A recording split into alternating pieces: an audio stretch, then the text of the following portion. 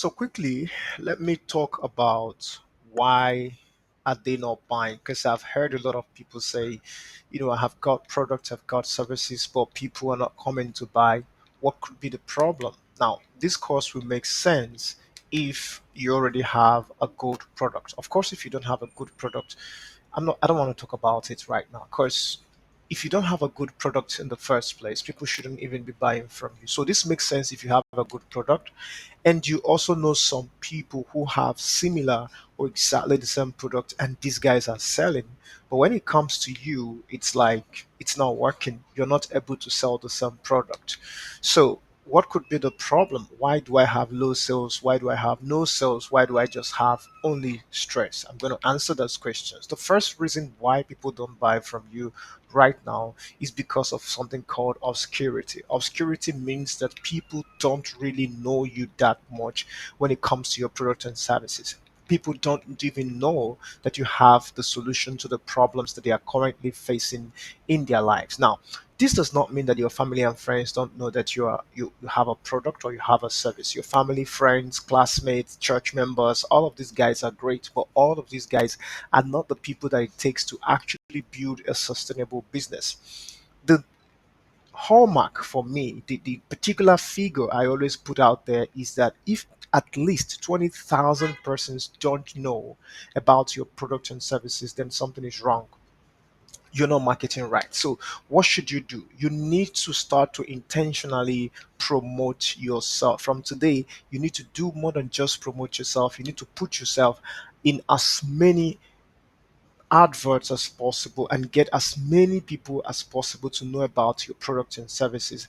You need to start creating awareness, massive awareness around the problems that you solve. Remember, again, this is beyond your friends and families and classmates knowing about your products and services. You need to get thousands of people to know that you offer something. And this will require, of course, both organic and especially paid advertising for you to be able to push yourself to this extent. The second reason why people are not buying from you is because of fear and doubt. But this is not fear of you or doubt about whether or not you can actually deliver. It's usually fears that stem from their deep rooted fears and beliefs about themselves, or depending on the kind of experiences they've had. Some people have had very negative experiences in their lives, some people have had very traumatic past experiences that have affected and influenced their mentality. So we're talking about their mindset, we're talking about their beliefs, we're talking about the fears and the doubts that hold them back from taking positive actions. Say, for instance, you're selling gym membership, right? A lot of people would rather just waste their money on other things that could potentially destroy their health than say, hey, let me pay for the gym. Probably because they've done that before and they didn't see a result, or they did that before and they hurt themselves. So there's always some sort of fear or doubt that is hindering somebody from taking the offer that you're constantly offering them.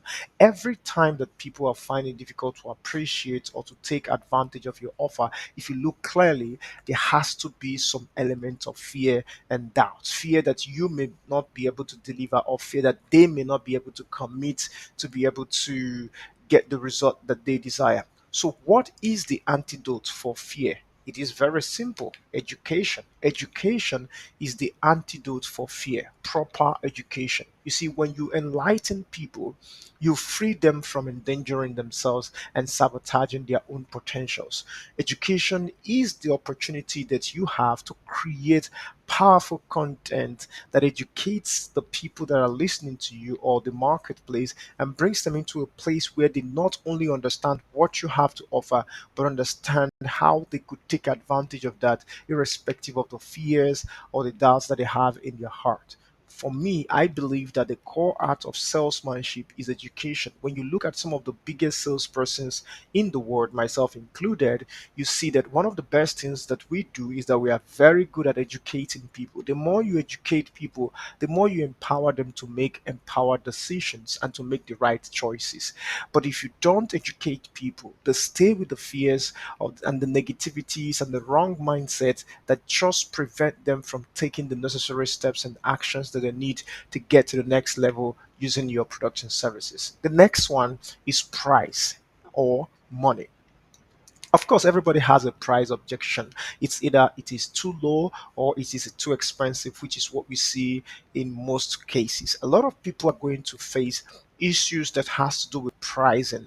I don't know if the pricing is right. I don't know if I'm willing to spend this kind of money for whatever reason it is. But for me, I have figured out three clear ways to deal with the issue of pricing, especially if you're selling high end services or products that people would have to pay a lot of money for.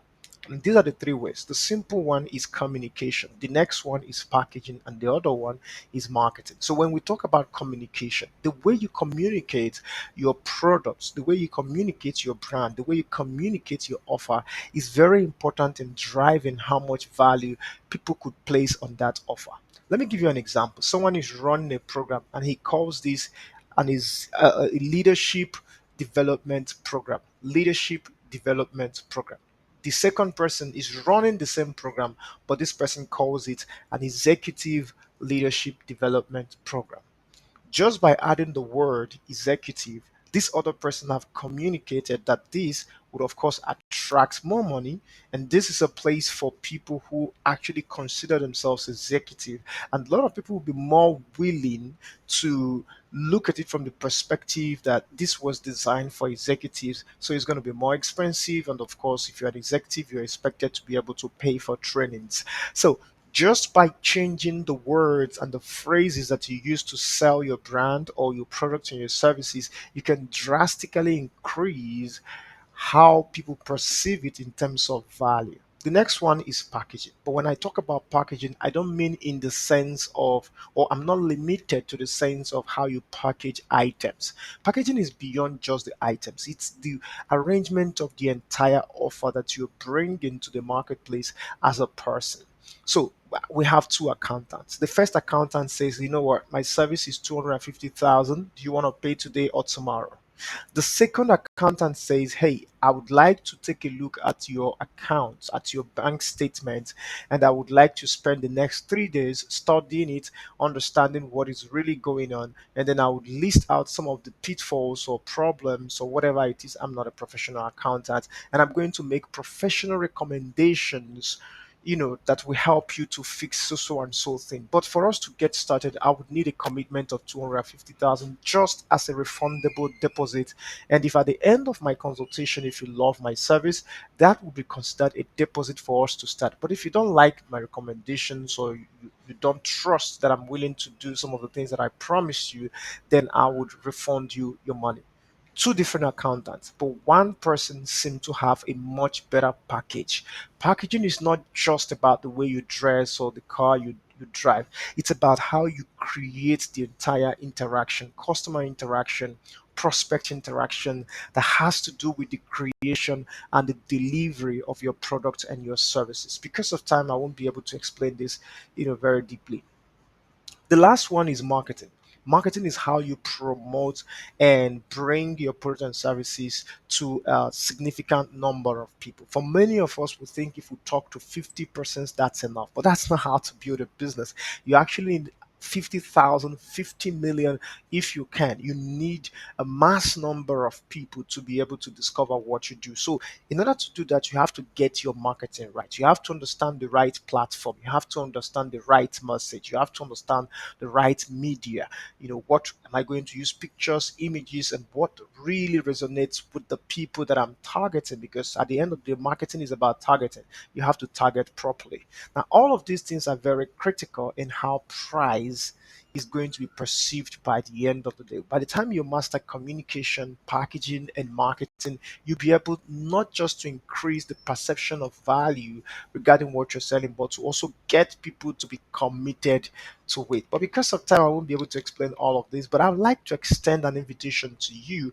I have a very powerful program coming up. It's called the Sales and Business Marketing Course. I would like you and your team and your friends, your spouse, and members of your company or your organization to jump into this program and get involved so that I can take you practically from the fundamentals of selling to how you can develop marketing campaigns that actually convert. Some of the things I've talked about are fundamental, but it's important for you to understand how to craft the message, how to design the marketing campaign, and most importantly, how to develop a package that allows you to reach the right kind of audience. If you're interested in this program, look somewhere around the website and you're going to find a link that will take you so that you can have this program with us. Thank you so much for listening. My name is Stephen Michael, aka Dr. Mickey, and I'm glad that we finally had this wonderful session.